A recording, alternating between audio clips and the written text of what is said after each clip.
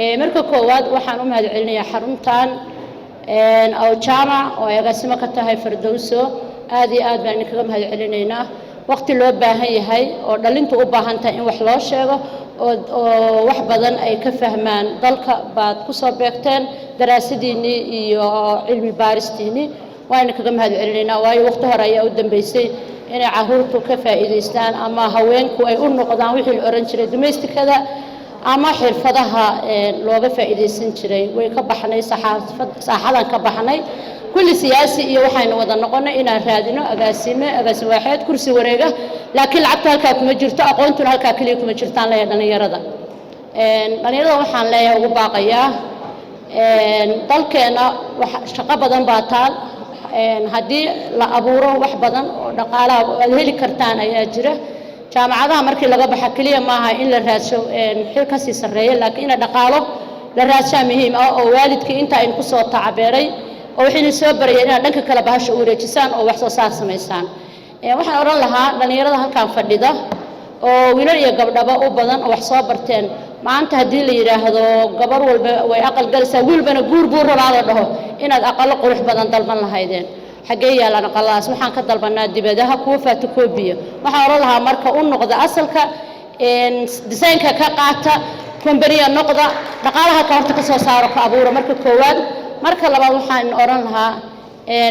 aan u noqono inaan raashinka dalkeena iyo cunooyinkeena anagu soo saarno wax soo saarka si aan u helno baahida faqrigeeda uga baxno production badan noogu soo baxaan dawladda Saciid Cabdullaahi Dani oo hadda hogaaminayo siyaasad ahaan mabda'a ugu horeeya in cunto dalku helo baahsan oo ku gaarto waa koow u tahay midda koowaad waa amniga talabaadna waa iyada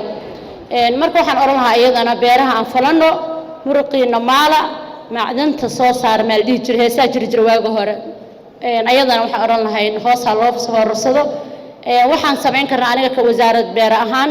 haddaan aragna dhalinyaro badan oo isu tagtay oo samaysanayaan beero oo wax abuur raba inay soo saaraan inaan advocacy u sameeyno inaan u raadino abuurkii inaan u raadino qalabkii inaan ka caawino wax soo saarkooda baa anagu insha Allah aan sameyn karnaa mid kale waa oranayaa oo insha Allah iga kaftan ah tani maanta dhan waxa halkaan la haystaa xirfada wiilka tumaa hore inuu noqdo aba midgaan waa maya halkaas ay ka gashay laakiin ma jirto lacagtii dhaqaalaha galay wax midgaan dhahaa ma jiro wax tumaa dhahaa ma jiro waa xirfadii aqoon waa dadnimo la isdheer yahay Chinaha ka soo gadanaa birta noo laalaabo waxaan dhignayn ayadana wiilasha kaleeto oo in la midka oo walaalihiin oo xirfad yaqaanka company la noqdo isku biira bahwadaaga noqda dhaqaalaha halka ka soo saara dalka horumariya baan ayadana oran lahaa tan labaad xarunta oo jaamac waxaan rabaa inaan ayadana hal arrin ku bogaadiyo hadii ayna kamid ahayn teamka reer oo jaamac ee xirfadleyda ah beeraha hadda xirfada u gaar ka tahay oo loo yaqaano inay macallimiin ka dhigtaan maadaama ay expert yihiin ayagu aqoontii inay kaga horeeyeen ay leeyihiin si ay wax badan looga faa'iido kamidna ay u noqdaan teamka aad iyo aad baa u idin salaamay oo maadsantiin wasiirada shirar badan baan u cararaynaa kale aad baan u jeclaanay ilaa galabta inaan la joogno arrinta in la qaadano waxa weeye gaalkacay oo meeshan quruxdeeda iyo labeenteedu ku dhan tahay waan ka xunaynaa in ka tagna laakiin waxaan codsanaynaa in la fasaxo maadaama shirar badan oo kala jiraan